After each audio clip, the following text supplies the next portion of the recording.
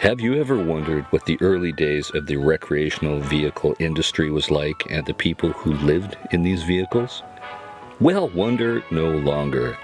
Thanks to the preservation efforts of Rick Prelinger and the Prelinger Archives, I have dug deep within the archives and dusted off a few beauties to show you what it was like.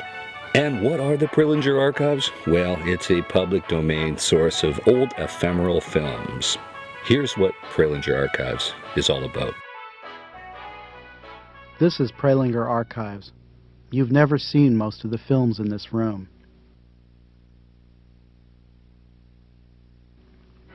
These are movies made by corporations, educators, advertisers, organizations, and ordinary people.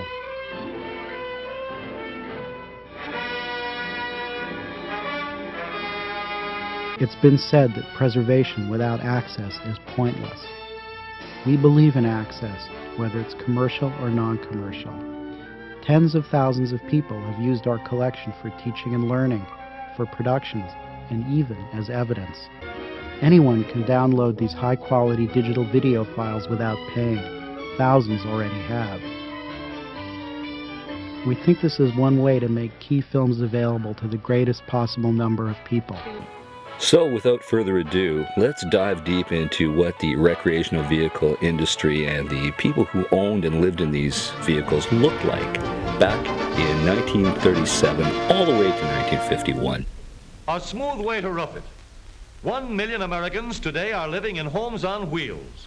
250,000 trailers are those homes. Every day you see them skimming along the highways everywhere.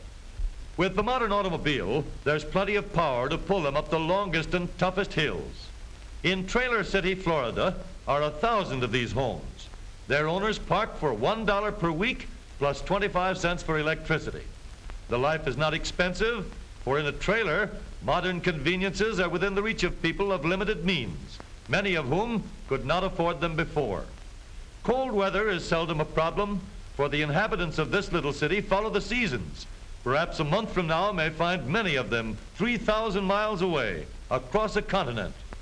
In Trailer City, you'll find nearly every variety of home, from the one that Dad himself put together on the old farm back in Iowa to a custom-built deluxe model that cost $8,000.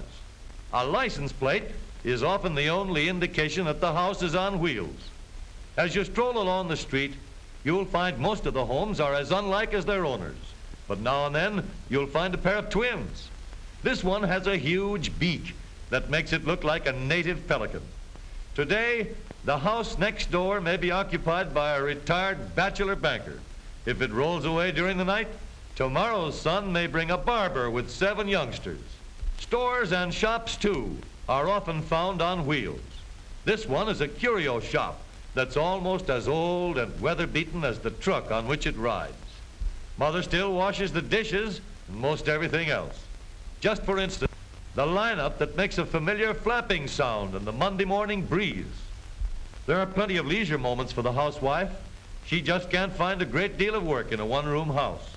A radio in the car brings entertainment and the daily news, and the automatic charging notch on the light switch helps to make sure the battery is kept fully charged, even though the car is driven only a few miles a day.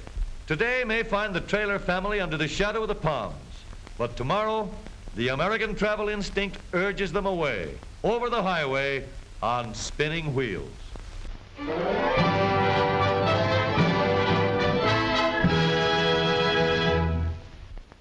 Almost anything is apt to pull into a trailer camp nowadays, but the last thing you'd expect is a perambulating barber shop. If you won't come to the barber will come to you. And here's a customer. Johnny wants a haircut. Right this way, young man, to the Blue Sky Tonsorial Parlor. Here they are. But are they? Where's the shop? Well, lather my whiskers. Not a bad idea, this. No rent, cuts down on the overhead. He seems to have just about everything in there, but a pink police gazette. Tony never has to ask the customer if he wants it wet or dry. The weatherman decides that. This is the only barbershop in the world that issues rain checks. Johnny wants a haircut like his old man's, with a hole in the middle. Well, it'll be a long time before he has to comb his hair with a towel. Now for a little tonic to give Johnny that real barbershop aroma. The lacquer finish serves Tony as a mirror. Take a look at yourself, Johnny. A lot of boys will see themselves as others see them. Well, when a fella's going out with the girls, he has to do it right. Another shekel goes into the cash register. And the Blue Sky Barbershop moves on, trailing more customers. These sections are not well equipped with clinics or X-ray apparatus, so necessary to discover tuberculosis. Very well, says the health department. If people cannot come to the doctor and all he needs will go to the people. Here is an auto trailer, expertly designed, which carries complete equipment for making diagnoses in the modern manner. A doctor and nurse go with the outfit. Advance arrangements are made with the doctors and local health departments so that all who should be examined will be on hand when the trailer comes. Here we are arriving on the public square, alongside the courthouse and ready for business. Quietly and efficiently, the work is carried on by skilled workers.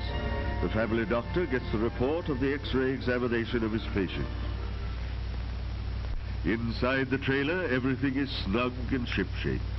It looks compact, doesn't it? But there's space enough to do the job well. The dressing room is just a corner, screened off by a curtain. Good evening, everybody. We're bringing you this pussy weight championship fight direct from the ringside. Both fighters are already in the ring, and the crowd is restless. United States Housing Authority. Each housing agency is doing a special job in its own field under the coordinated program. Homes on Wheels, flying squadrons to plug the gap of immediate housing needs. A new adventure for sturdy families who have answered the call of production. Here they live until their new homes are completed. From one end of the country to the other, there will be more than 6,000 mobile houses in well-ordered projects.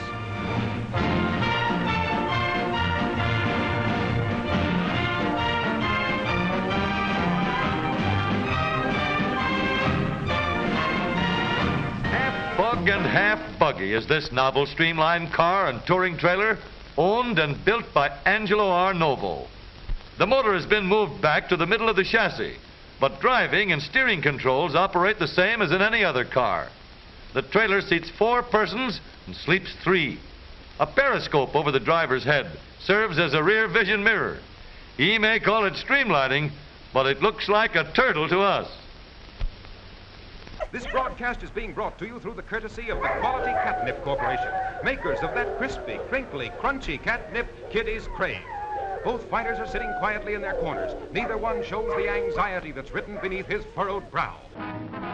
There were no houses here.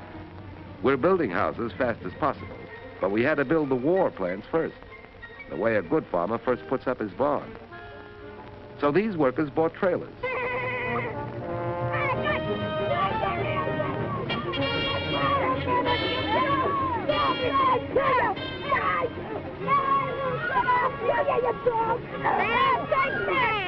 Watson can never get used to his turn on night shift. Keep quiet, your daddy's trying to sleep.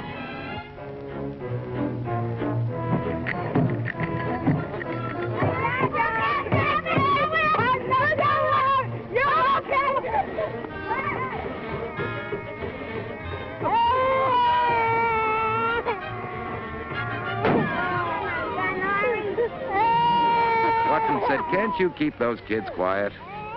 They haven't anywhere to play," she told him. "Okay," said Watson. He had an idea. It won't be long now, folks. The gentlemen of the press are writing at top speed. And now Aurora, designed for the whole family to enjoy. It has a clamshell rear entry system, which consists of a tailgate that folds down and a lift gate that slides over the roof to permit easy access to the children's seat. The front passenger can face forward or swivel the armchair seat. The curved sofa is large enough for 3 adults. This experimental station wagon is equipped with a thermoelectric combination oven refrigerator unit. and a built-in beverage cooler and cabinet. It also has 3 separate AM/FM radios, a sound recorder, and a plug-in TV screen. The advanced instrument panel incorporates a position indicator map that automatically adjusts to the location of the car.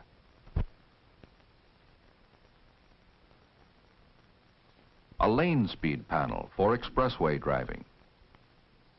A large speedometer with individually illuminated numerals to highlight vehicle speed, and a constant speed control device. With variable ratio steering, the steering bar requires only 1/2 turn from lock to lock. There's the bell. Both fighters are starting slow. There they go. Now they're out in the center of the ring, and they're mixing it up. Plenty. Man, oh man, what a fight this is going to be. Gus leads to right, then ducks a low blow to the midsection. Oh! Gus got in a left hook that shook Butch clear down to his heels. Now Gus lands a right, and a left, and a right. Butch is crouching. He's waiting for a chance at that famous right hook. Look out! So that's it from here. Keep your wheels in the ground. I'll talk to you soon. Over and out.